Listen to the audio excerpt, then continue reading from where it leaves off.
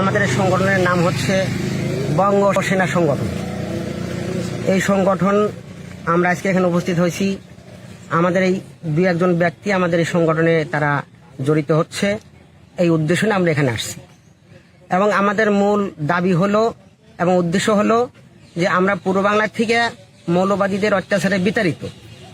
অতএব আমরা দীর্ঘ প্রায় 40-42 বছর হলো এই আন্দোলন আমাদের চলছে, এখনও আমরা সেই আন্দোলন করে যাচ্ছি। অতএব আমরা রাষ্ট্রসংঘের কাছে একটা স্মারকলিপিও দান করছি।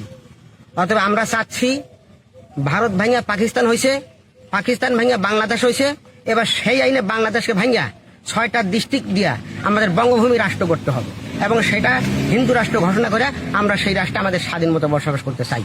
এটা আমাদের মূল বক্তব্য এবং এই উদ্দেশ্য নিয়েই আমাদের এই আন্দোলন।